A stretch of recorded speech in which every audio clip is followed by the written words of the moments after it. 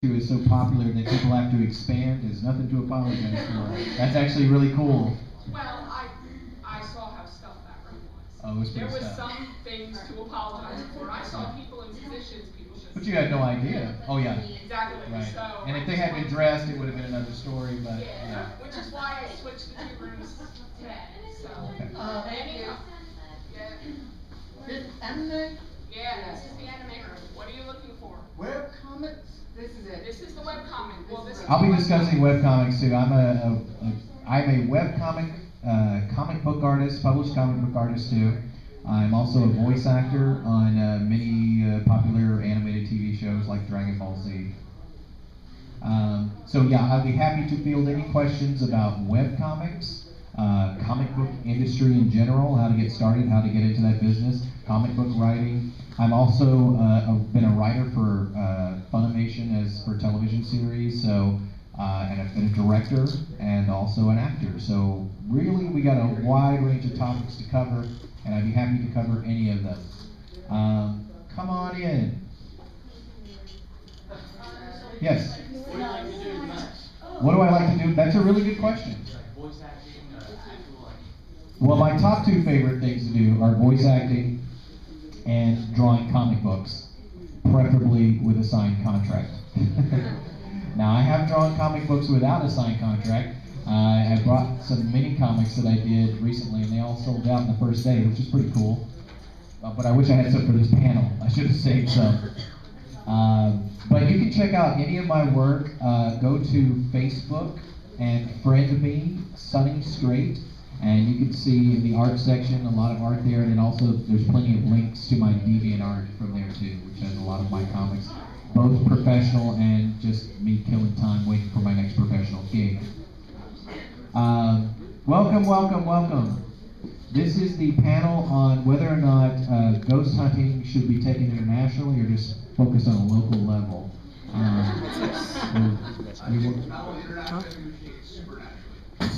You know what? That should have been obvious from the beginning, and yet they went local, international, but not supernatural.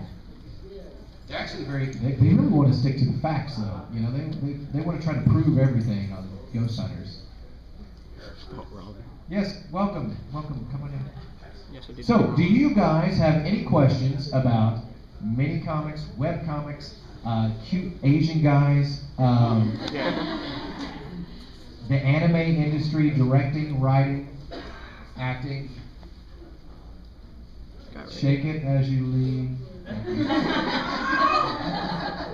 Yes, what is your question? What webcomics do you like to read? I love Sinfest. You guys seen that one? Yes. And PvP, I love that one. Oglyph is another one I like. That's a good one. I know there's tons of them. What is it? Girl versus Cat, I think is what it's called. Cat versus Girl. It's a really surreal, strange comic, but it's funny as heck. Have you ever read Looking for Group? Looking for Group? No. It's the guy who does it does 2 different strips. He does. I should have known. I should have had something to write on these because everybody recommends great comics that I find out later. Order of the Stick. Oh, I've heard of that. Looking for Group. Yeah. Hold on a second. Looking for Group. Order of the Stick.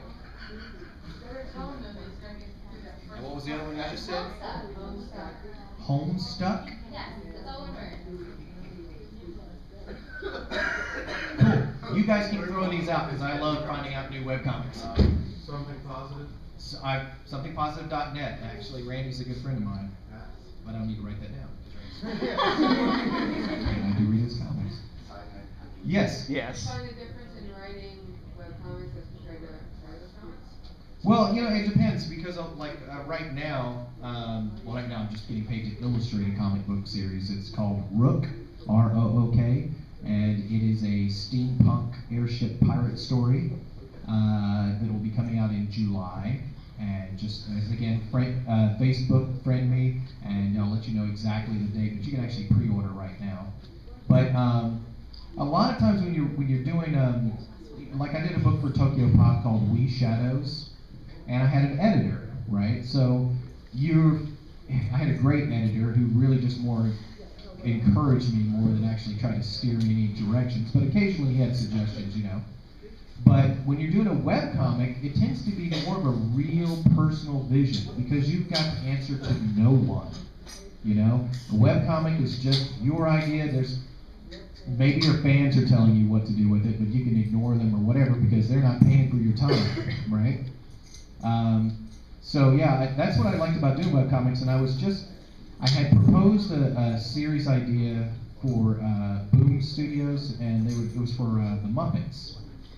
And they came back with it was a Muppets comic book series, and they came back with numbers for me to sign, and I said, that's too cheap for me to work for, right? But they did pay me to keep the plots for it, right? But, so then I had a lot of time to kill while I was looking for my next project, and a friend of mine who was doing webcomics, he suggested I do a webcomic, and so I created this thing called Car Bombs. And you can go to carbombscomic.com and you can check it out. And I was just killing time with it, but I ended up doing a lot of strips on it. And then finally, I got signed to do another project and stopped doing it. To a lot of the people who got hooked on it, they were actually upset by it. You know? Because it wasn't really my goal to be a web cartoonist, but I really got into it for a while, and it's really fun and freeing to do. And it's also a good way to get your stuff seen, you know? Since most of comics being sold today happens to be sold online. And a lot of my friends like Randy, who does something positive.net, he tends to sell out of his books before he even prints them. You know, it's a good position to be in if you have that kind of following. Any other questions? You mentioned you were working on a steampunk project. Yeah. Have you read Girl Genius? Yes. Phil Foglio. Yeah. Yeah, that's really good. I was reading Phil's work. I'm a lot older than probably most of the people in here, save that gentleman right there. We may be the same generation. But I was reading Phil's work back in the early 80s, you know, when he did the Myth Adventures and stuff like that. Yeah, I reid that too. That's about how I got introduced to it. Yeah. You heard that Bob Asprin passed away a couple of years ago, right? Yeah, I did. That's sad. Yeah. It's a funny guy. Bob Asprin. Bob Asprin. Any other questions about funny guys? Nope. Nope. Yes. To do a web page, do you worry about somebody stealing your characters? It's a really good question, and it's something to worry about too. Is that people can steal your work, but I don't know. I think that anybody who steals an idea always tends to do a watered down version, and the actual original idea is the one that has the quality and it's going to shine. I mean, Hollywood does it all the time. They hear from the grapevine that one studio is making an underwater adventure or something, so they have to put out an underwater adventure first. And it's usually the crap one, you know, and you usually see the good one, and the good one tends to make money, and the crap one doesn't. You know, there's now if they directly steal from you, like taking ideas, you can sue them. You know, I actually I took legal action against a comic book company when I sent them my ideas for a plot line, and they didn't want to pay me for it, right? But then they ended up using it, and I didn't even have to get a lawyer. I just showed them my evidence, and they bowed down and paid me anyway. You was lucky. I actually fought really hard for it, but I can't go into the details of it because I signed a contract saying I wouldn't. But they ended up paying me twice as much as what they would have paid me what I asked for the beginning for the ideas. But yeah, always that's a good thing too. Keep an email record of anything you send to any publisher. You know, and it's pretty easy these days, especially like with Gmail that keeps files, you know, so much storage space you would never use, but it's easy to find, and that's what I did. I went and tracked all these emails and contacted artists who were working on the book, and it turned out that they were actually sent emails directly from me, forwarded by someone else, saying use this as your plot line. So it was pretty easy to prove. And I bought a great new keyboard and joined a band. Cool. I'm in Chin's Mojo. That's my band, chinsmojo.com. You should check it out. And you can see my new keyboard bot with battling the forces of evil. And hello. Hello. How are you? You know, you've been sitting next to me all day and haven't a chance to look up. What is your name? Judy, Hi, Bill. hi Judy. Hi. Judy and is the Brand new author, brand new published author. My first book. Long road to get here. Lots of pros and cons, lots of good things, lots of bad things. And I'll tell you anything you need to know, what worked for me, what didn't work for me. Now I want to ask you, they had the writing panel was in Jasmine 1, is that going on now or? Was it Jasmine 1 or Yeah. They switched. Yeah. Nobody told I me. didn't want you to be left out of your panel. Let me go to the Okay. right panel. All right. I didn't get that memo. It's Magnolia A. Magnolia A. Magnolia A, Wait, did yeah. I know? Yeah. Okay. Sorry about that, Judy. At least I'm glad I found out. Yeah, I didn't know if they were consolidating or whatever, but. Yeah, we'll just switch the Okay. musical panels at this point. Yeah. Okay, so any other questions about switching rooms or anything? No? Do you, as again, do any of you have interest in going into comics? You do? I'd done webcomics before. As Not a very writer, good. as an artist? Both. Both, nice. Artist? Both? Both? Both, cool. You're at a real advantage if you want to do both, you know, because it's tougher for writers to get into the industry, you know, because especially in a comics industry, because it's such a visual medium. But I will tell you this, as a writer, your most important thing is your synopsis. Okay? Actually, that's the most important thing for anyone trying to get published at all. If you're writing and have anything to do with the writing at all, you need to know how to write a synopsis. Now, a synopsis, for those of you who don't know, is basically a one-paragraph statement that tells about the story. Now, you can't just be dry. This is where you need to use your creativity the most. It's like, you know, you ever seen like comic books on the stand, and like the cover is crap, you know, but the art inside is good? And it's like, why did you do that? The cover has to be what sells the book. When you're trying to sell to a publisher, your synopsis is going to sell this book. And it needs to be one paragraph. It needs to read like a movie preview. You know, think of it as writing a movie preview for your story. You know, in a world where one man is giving a panel at a convention and Judy comes in. You know, something, whatever. You need to make it sound very dramatic and something that's going to catch their attention, just like a movie preview does, because that's what's going to sell it. As a matter of fact, the synopsis I wrote for We Shadows, after they published me, they ended up using it verbatim for their advertisement. So and that's what you want to see too. You want to have something that is reads so well that they think, oh yeah, I could see that in our advertisements. You know, and that's less work for them because they know you know what this story is about. Also, a really good thing is to know how the story ends. If you know how your story ends, and you know your characters inside and out, the characters will tell you how to get there. The ending is probably the most important part of telling any story. As a matter of fact, when I was in high school, I used to go to theater competitions a lot. And one of the competitions I used to do was group improvisation. And they would give us a subject, and you'd pick it out of a hat, and then you go out in the hall and work for like 2 minutes, and then you come back and then perform it. Well, my group, we always took trophies home. And the reason why is because we would go out in the hall and say, okay, how's this going to end? Okay, what character are you? And then we'd wing it after that. Because if we knew who we were and we knew how it was going to end, it would tell the story itself. So it's very important.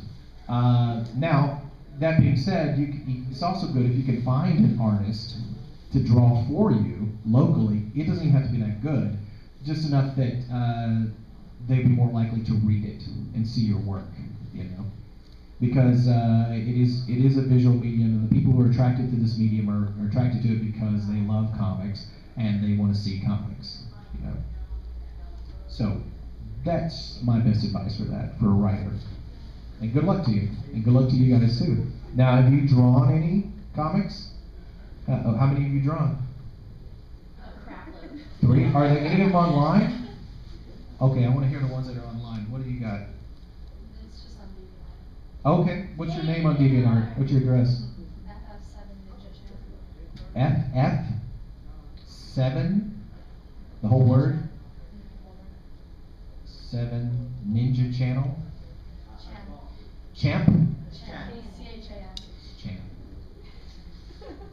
And anyone else?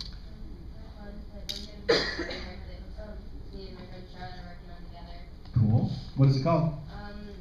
Do we have a name for it yet? No, I don't think so. Well, I'll tell you what, you guys, please, all of you friend me on Facebook under Sonny Strait, and then send me links to any websites or DeviantArts that you have your the pages of, because I love seeing comics and I love seeing new work and I like encouraging people, so I will respond and I will check out your work, so please do send it to me, okay?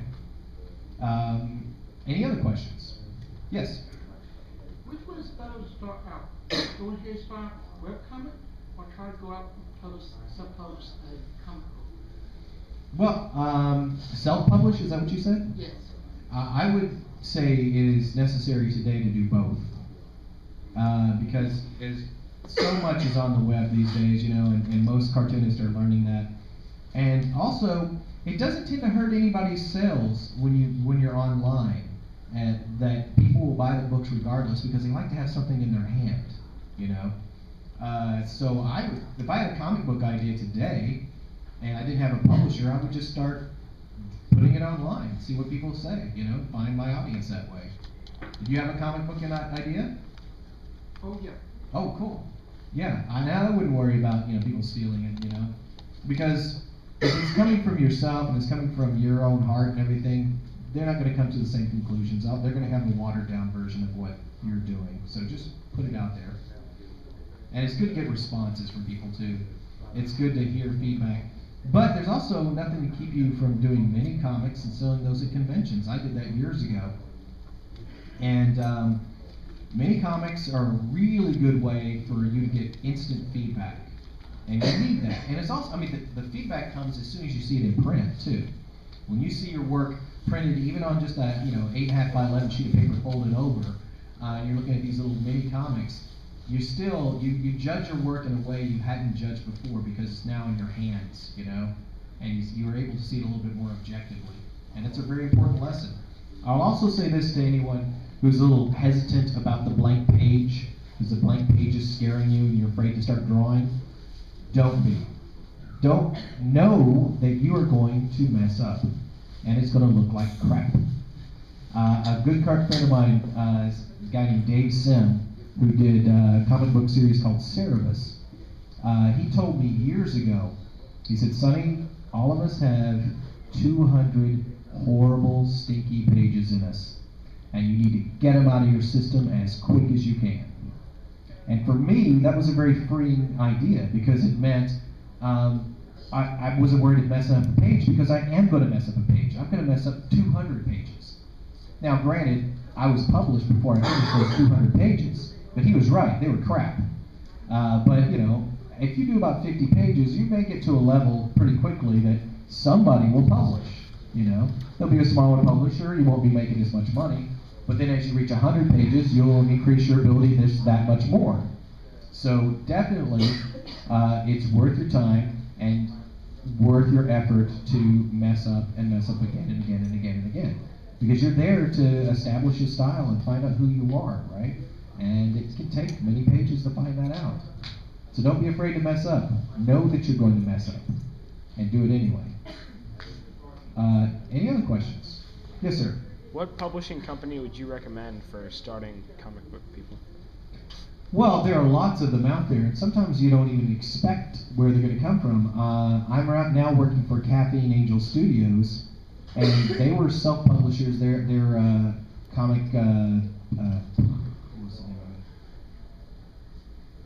Errant Tales. It's like one of the top 100 webcomics out there. But I met them at a convention, and they were sitting in a booth next to mine, and I was reading through their comics, and I started drawing the characters in their comic book. And they said, oh, can I have those? I went, sure. And then I saw them at the very next convention I went to.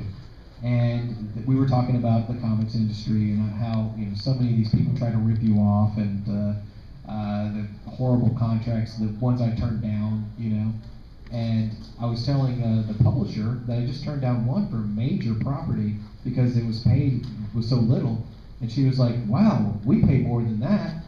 And I said, "Well, how much do you pay?" And she told me, and I said, "Just for like $300 more, I would work for you." And she goes, "Oh, okay, let's do that then." So suddenly, this publisher came to me from nowhere, right? But I would look online and look at the people who are doing stuff similar to you and submit to everybody.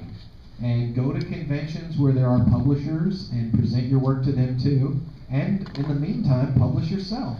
Because publishers really like people who have a following. And if you can establish a following on your own, no matter what size, it's going to help you get your foot in the door that much more. The first thing I ever got published was a story called The Atomic Punk. And it was published by Antarctic Press.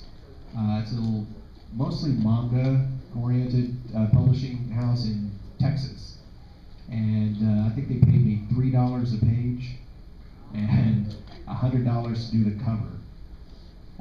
So it was very little money, but at the time I was like, wow, professional, I'm a professional now, I got some money. But that led to other work, and slowly the publishers got bigger and bigger, and the last, it was published by Tokyo Pop and DC Comics, the last few places I've been published. So, it's just a matter of perseverance more than anything. And that is your biggest weapon, because all of you who can draw, you all have the same basic talent, I'm sure, that you could draw what you look at. Then it's a matter of honing in on who you are as an artist. And that takes some time, but if you're willing to invest the time and you have the perseverance, you will eventually get published. I can guarantee it. If you draw 200 pages, somebody's going to publish you. Unless you really don't have talent, but I imagine you do. I imagine that anybody who has the gumption enough to draw comics on their own has a basic talent for it. He knows. Even that I would debate too, though, because have you ever read a book, Drawing on the Right Side of the Brain? Really good book. Most people who do all the exercises in it find that they can draw. And a lot of people unexpectedly. Any other questions? Sonny, with the books coming out like e-readers and books and stuff Yeah. like that, do you have any profits off of that? Yeah, most the publishers are involved in that nowadays. I know the company I'm working for now does, so I get a percentage of that. But actually, my profits is straight off any book in any form that it comes out in. And it's a really good deal. I mean, it's the best deal I've ever got from any publisher before. So I think it's like 50 cents. Metal Gear. It's a lot for, yeah. You like to read a book, but like if you're at a con, I don't want to read that. You've got so many options. And I know there are a bunch that Janae and a bunch of them are putting in. Tokyo Pop, I don't know about that. But that they are putting Tokyo Pop's not doing anything. Right. They've gone under. But what are you going to do with your volume anywhere yet now? Hopefully it'll be everywhere. I know that the pre-sales are going really good, and you guys. We Shadows too. Oh, We Shadows. Oh, well, I'm not ready to announce that quite yet, but looks like that my book We Shadows was published by Tokyo Pop. Right at the end of their career, they hired me to do this, and then they paid me to do book 2. It was 150 pages, almost a year of my life put into this thing, and then they didn't have enough money to publish it. So it just sat on the shelf for many years. And now Tokyo Pop is going under, and because of a specific clause I have in my personal contract, it looks like in October I'll have the rights again. So I will either find a publisher for it, or I might self-publish. I get enough of a following at conventions that I could probably handle a self-publishing venture pretty easily, and just selling at conventions. I mean, I sell many comics at conventions that sell out right away. So if I actually had a manga in my hand that I was publishing, I think it would sell pretty good. And it's already drawn, It's just sitting on a shelf, gathering e-dust. Also, do you have a website that you could buy? You would set up out? Probably, yeah. Yeah. Yeah, I'll probably set up a website specifically for that. Probably link it to sonnystrait.biz. But yeah, you guys, again, check out. Oh, you can get We Shadows now on Amazon for like $3. So, Actually, it's not from Amazon, you're gonna get it from a independent seller. right, but I mean, most of them are selling for around $3. So it's a good time to pick it up because next year I'm going to charge more for book 2. Yeah. Even for the beginner, there are certain things that you look for in organizations look for in contracts if you're working at a time. Well, you know what? You find yourself selling out a lot when you first sign a contract, and you give up a lot of rights. And then as you get older and more savvy and ripped off enough, you start, adding to your contract. But every freaking contract I learned something to add to the next one. One time I was published by this company in New York, and the pre-orders were like 5,000 on this little comic book, and it was really high numbers for that kind of publisher at the time. And the publisher didn't get it printed in time, so the distributors canceled their orders. So then I was like, okay, I got to make a clause in my contract, my next contract, that if you don't print this, then I get to have the rights back, which is why Tokyo Pop is, I'm in a better position right now. But, I would never have thought to ask for that. Who would know that a publisher's not going to publish a book that they pay you to do, But, yeah. Another one is hold against returns. Mm-hmm. Yeah, I run into that one where you're in a third printing and they claim that you've got hold against returns holdbacks on printing 1. They haven't paid for printing 1 yet, so they're not going to pay for 2 or 3? No, what I'm saying is that it's gone into a third printing, Yeah. yet they're still refusing to release all of the money for printing 1 because No, that they're sounds like you got a legal hold case. against returns. No, I'm getting paid, Oh, yeah. but they're don't consider that printing 1 has been completely sold. Yeah. So they've got hold against returns when you're in a third printing already. And that's something too you need to learn, that there are no honest publishers. They're really all out to make as much money as they can, Yeah, and they are, and they will try to rip you off as much as possible. It is good to have a lawyer represent you when you sign a contract. I had a lawyer represent me for the Tokyo Pop contract, and there's a lot of guys that are not going to get their rights back, from those companies, where the company is folding, but they can hold on to the rights indefinitely, and they announce publicly that they plan to. And I went through my contract and scoured it, and I went, no, I know we had something in here, and I found it, and wrote them and told them, so they now know that those rights are coming back to me. But I'm one of the few from Tokyo Pop that has it. And I was actually, I got the best deal that they had given any individual cartoonist. They gave Disney a slightly better deal than me, but Tokyo Pop doesn't give a lot of rights away. And that's something you have to fight for, as many rights as you can. You want to give them limited publishing rights, for a period of time. It could be 2 to 5 years or 10 years or whatever, depending on what you feel comfortable with. But giving a company indefinite rights to your characters is a bad idea, because they can and probably will hold on to that forever. What is the situation with the Japanese manga? How does that relate different because Tokyo Pop's going on? Oh, I'm sure they have a lot of people to answer to right now. Yeah. But I don't know. I don't know anything about that side of it. I know that Stu Levy, who's the founder of Tokyo Pop, is now in Japan, and he's going to be in there for a while, he told me. So, yeah, it was funny because now that it's going under, I tried to find my old contacts, and none of them were there. I ended up finally getting a letter from the president of the company. Now he and I are emailing back and forth now. Yeah. Yes? How exactly is it that you would distinguish the difference between a manga and a comic, and was that a fact who you go to see about publishing it? That's a good question, because you know, there's certain expectations for Americans drawing manga, quote unquote, which is ridiculous because it's just Americans drawing comics. There may be a manga influence there, but manga means comics in Japanese. So unless you're Japanese and drawing in Japan, it's not really manga. And it's really funny too because I always think about like Monkey Punch, who does Lupin the Third. Have you guys seen the comics for that? Monkey Punch was highly influenced by Mad Magazine artists of like 20, 30 years ago. And his style really doesn't look like your typical manga style, right? But nobody would question that what Monkey Punch does is manga, right? But if I drew in a style that looked exactly like his and went to Tokyo Pop 5 years ago and said, here I'm drawing manga and no one had ever seen Monkey Punch, they would go, that's not manga. You know, we want a manga style.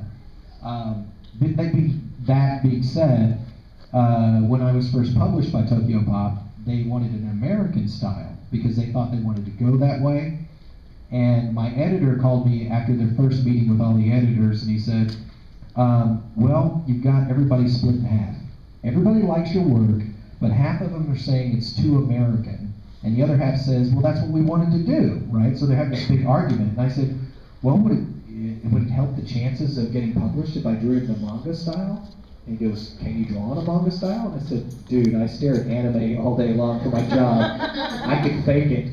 And he said, I guess, draw those same pages. It was 4 pages that I'd submitted. Redraw them in a manga style and we'll see what happens. So I did. And he, to his credit, he wasn't trying to sway me one way or the other. He said, how do you feel about that manga style? And I said, well, now that I've done it in a manga style, I can't see it any other way. And he went, oh, good, because everybody likes it. And I was like, okay, well, let's go with that. So suddenly I was drawing in a manga style. That being said, my recent publisher, me and the publisher just bumped heads over and over and again about how I was drawing. And she kept saying that she wanted a cartoony style, right, but not manga. Okay, so I'm drawing all these cartoony styles, and I love drawing American cartoony styles. If you see carbombscomic.com, you'll see it in it's almost like Popeye comic strip style, and that's like one of my favorite ways to draw. But we kept butting heads, and she said, no, and I said, I think you want somebody else, you know, because we're obviously not agreeing on the style here. And she said, no, and she took me to my DeviantArt pages and pointed out to all the cartoon styles I do. And I said, that's manga. And she goes, that's your manga? I said, oh, right. To somebody who grew up on manga, what I draw is very American, you know. But to me, that's a very manga style, and once we understood that what she wanted was me trying to draw manga, which isn't manga, we had an agreement on style, and now she's been perfectly happy ever since. But yeah, it's a big debate on what constitutes a manga. As a matter of fact, when I first started drawing We Shadows, I inked all my work, but I have a very heavy American inking line. And my editor said, you got to make that line thinner. It doesn't look like manga. So I kept trying to do thinner and thinner and thinner. And finally, I took my drawing, put it on a light board, traced it in pencil as if I was inking with a pencil. And then I put it in Photoshop and adjusted the contrast to make it as dark as ink. And I said, how about this inking? And he went, oh, that's perfect. That looks just like manga. And there's no ink at all. It's just pencils that have been adjusted. So it saved me a step and cured that problem. Any other questions? Yes? And then, the styling between manga and that more American comic-ish way, what exactly is it that contributes to what you could describe as one thing or the other? And if so, how is it exactly that you would lean towards one way or the other? Well, a lot of it has to do with proportions. The way the characters are drawn in proportion. Like, I worked on a comic book series called ElfQuest a few years ago, and ElfQuest is created by a woman named Wendy Peeney, and she did that like 30 years ago. And it was considered by many to be the first American manga, or OEL, in original English language, because she was so influenced by manga. All of her elves are drawn in the same kind of proportions, which their heads tend to be a little bigger to the bodies, and the eyes are bigger, and the mouths are smaller, and those are pretty much the stereotypes. Now, manga runs the gambit, as I said, but those are the main things. And at the time, nobody knew what manga was. She was one of the few people who knew what this was and was bringing it in, and she didn't let people know right away where her influences were. So there's just this strange style that people either connected to or they didn't. But yeah, that's the main things. If you look at American comics, the heads tend to be smaller than manga, and the eyes tend to be smaller in relation to the body. So, but again, I wouldn't worry too much about that as being an artist. I would just draw what you feel represents you the best, and then just let other people figure out what to call it. And if they have trouble naming it, all the better, because you're probably onto something original. And let's face it, as Americans, I mean, the Japanese, they tend to be, overall, perfectionists. They take an idea that's already been formed, and they keep perfecting it, and keep perfecting it, and keep perfecting it. Now, as strengths as Americans, we're innovators, so we come up with original styles, where we don't tend to push them to perfection, but we try to glorify the originality of the project, So think about who you are and how to say it. That's your strength as an American artist. Any other questions?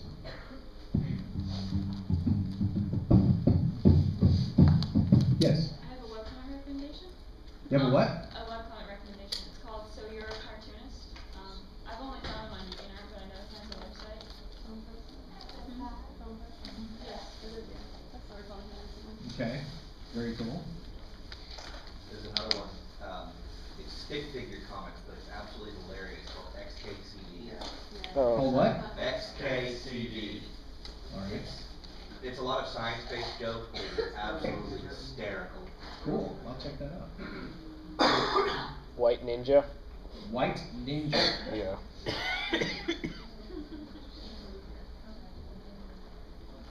All right.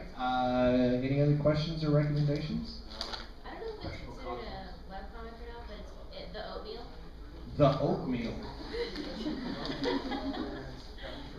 He teaches you how to pet your cat properly.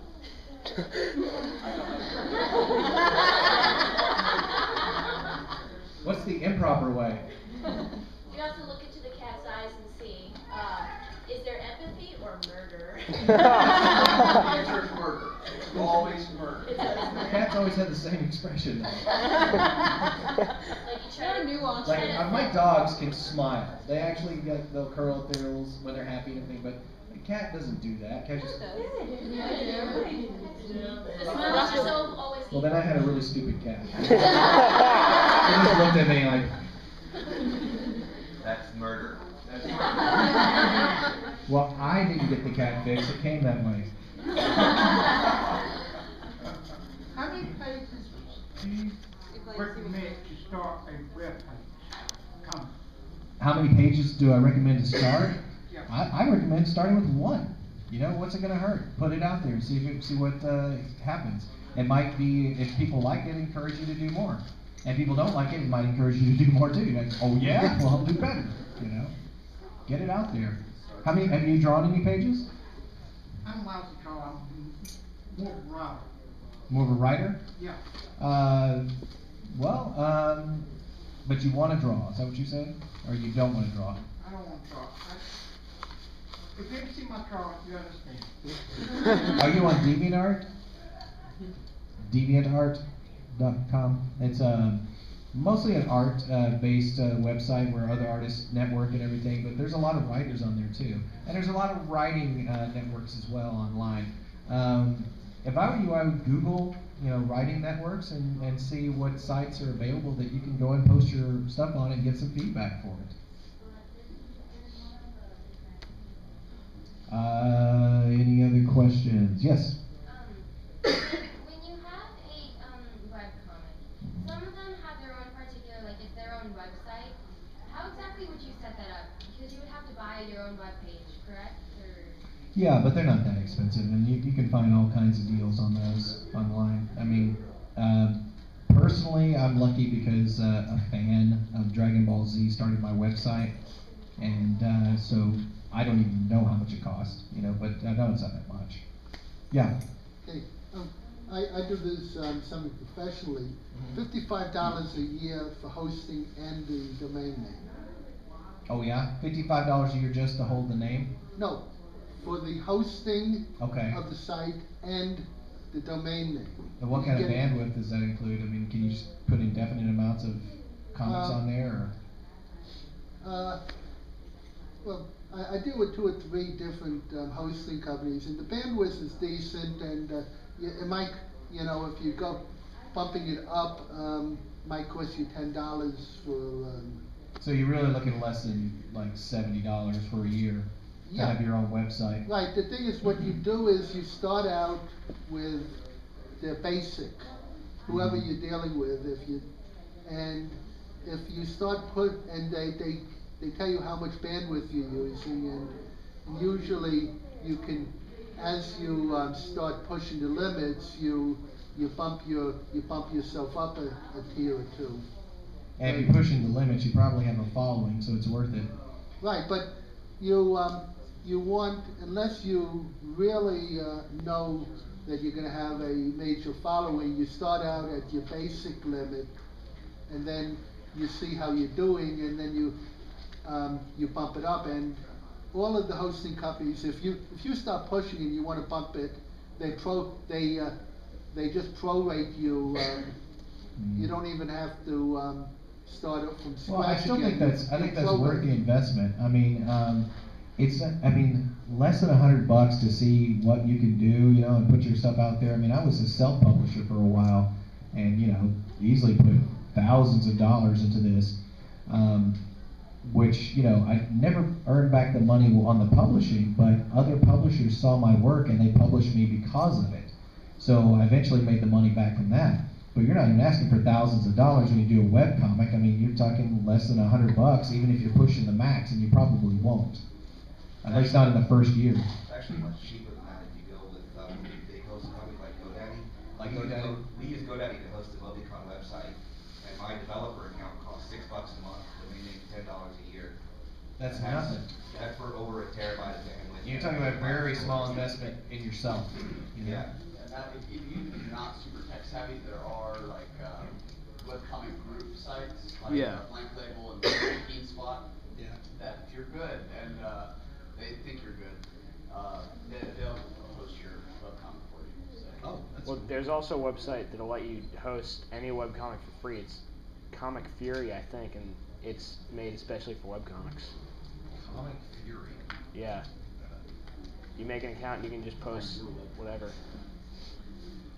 Cool. You guys all please friend me because you're very knowledgeable. And you know what you are. Especially if I decide to self-publish We Shadows too, which might be a possibility. Every time you say We Shadows, the last monologue from Midsummer Night's Dream goes in my head. That's because it's from them. I've not read it. The characters are from We Shadows, like Tokyo. I mean, from Midsummer Night's Dream. We got Puck, Titania, Oberon. It's basically what are those guys doing today? Nice. I'll do that. Yeah. Do you discuss the dude with the donkey head? Yes. Sweet. His name's Bottom. Okay. And there's actually a character. There's a character called Bottom in the first book, and he just happens to have a horse's head or donkey's head. And Puck, at this point, is now fighting intergalactic, pan-dimensional demons for gods as a mercenary. And he meets this guy with this donkey head, and he just calls him Bottom. And Bottom doesn't mind. Bottom is basically a warrior, but a great drinking buddy. Any other questions about drinking?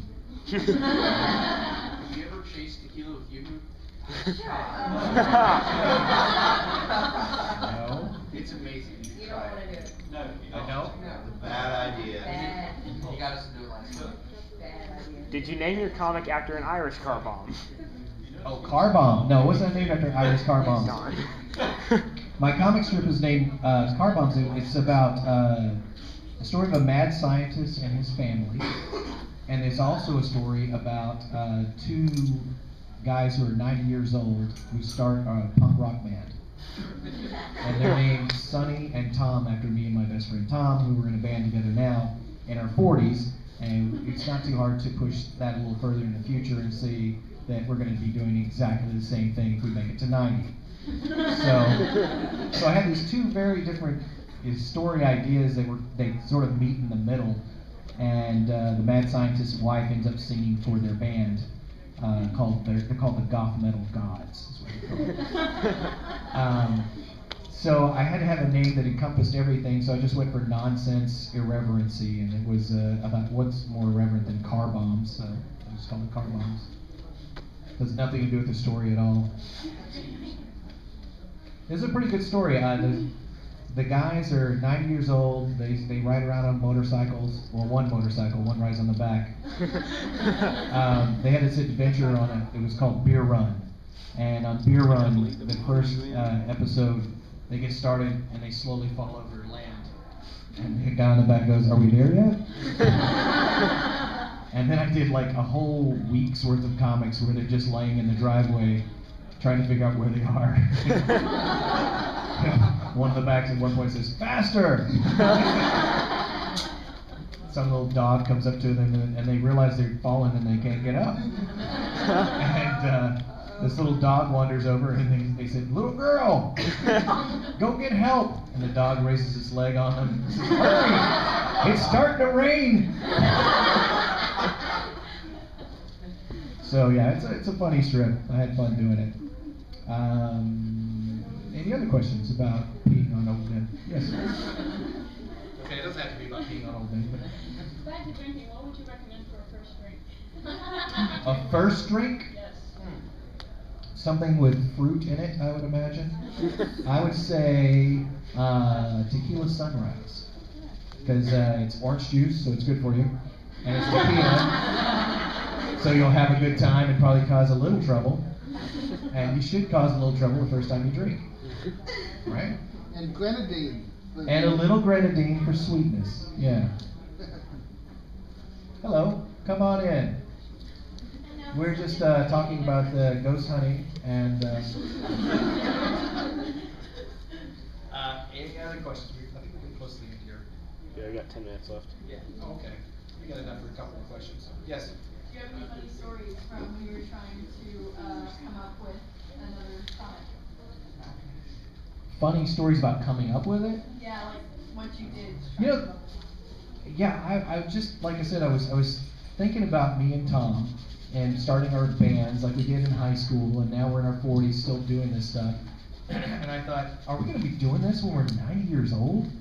If we make it that long? And I thought, why wouldn't we be? We're still the same people and we haven't stopped. So it was just that's the way the idea came about. So I thought that would be kind of cool, these two old men starting a rock band.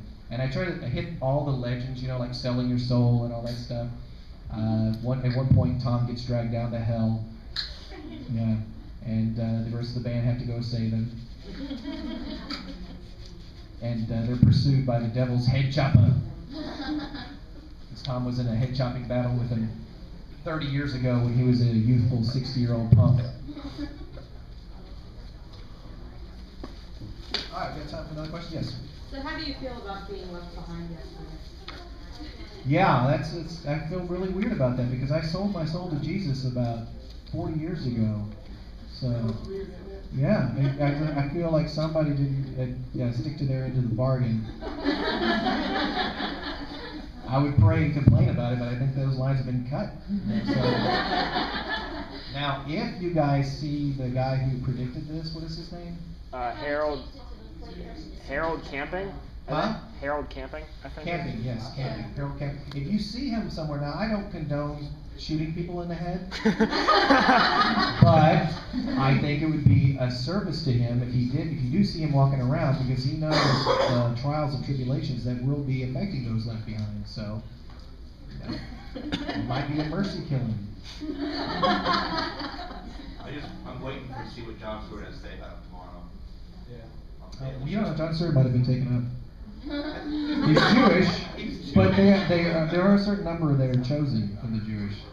How many? I would pick John Stewart if I was God. Yeah, you're going. Come on up here. Yeah, but he's a devout Catholic, so he's going too, so you don't need to worry about that one. Sonny, the one that's with the 99-year-old man or whatever, where you can find that one at? Carbombscomic.com. Yes. Of all the things you voice acted for, which one do you think is your favorite? I have to say my absolute favorite is Krillin, because I've been doing him the longest, and he was the first one I did, so you know, he and I kind of grew up together in the anime industry.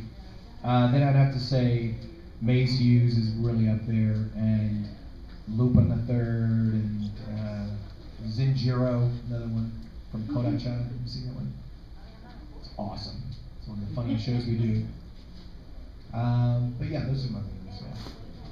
How many people have done Lupin the Third? Why is there so many? 5, I think, maybe 5 or 6. Yeah, 'cause I met Tony Oliver and he's Lupin the Third too, and I'm like. I was Lupin first. I always rub that in Tony's face, and he actually has admitted to me that he based it on the way I was doing it. Yeah, because he Yeah. did sound exactly like you. Some confessions there. Voice actor confession. But I was imitating, the Castle Cagliostro. I can't remember his name. Anyway, it's some voice actor. But when I did mine based on his, he did his like years ago, like 20 years ago. But it was really well done, and Chris Sabat and I saw it together. And Chris directed the first movie that we did, and he said, "This is a very high watermark in dubbing, and it was better than anything I'd heard out today. It'd been done 20 years before us." So we said that's going to be our goal. We're going to try to hit that watermark or better. And we did 10 more movies after that I directed. And I think we really did. If you haven't seen the Funimation Lupin the Third movies, you should check them out. They're well worth checking out. There's really good vocal chemistry in it, because I had the luxury, since I was directing it and playing Lupin, I had the luxury of recording all of my lines first and having all the actors play off of me. And then I went back again and re-recorded my lines playing off of them. So there's a really nice vocal harmony going on there. Do you ever answer the phone when you see a telemarketer calling in one of your anime characters? No. Oh my God. What am I going to do? Hello? Kamehameha, how can I help you? What about the bill collector? Will I buy what? Hey, Goku! Come here! How do we feel about our phone service now? Yes. Krillin. Actually, I was doing a signing at a comic book store next to a Starbucks, and when I was in there with Wendy Beanie, the creator of ElfQuest, she actually said, "Oh, we're doing a signing next door," because we were dressed in 1890s costume, very Victorian dress, and he said, the guy says, "What does he do?" He said, "Oh, he's a voice on Dragon Ball Z. He's Krillin." He went, and she said, "Oh, you have to come over and talk to this guy." He was a fan. Yeah. My voice is bad, I'm sorry. Have you ever seen Dragon Ball Z Abridged? Yes. What do you think of Krillin own? I think it's brilliant. I mean, I personally think that they should take that further, and if it wasn't against my contract, I would write scripts for them, because something like Dragon Ball Z is so open to parody, you know? I mean, they could be just really brutal, you know? I think I would do a whole episode where they're just grunting, going, "Yeah!" You know, and you hear a toilet flush every time.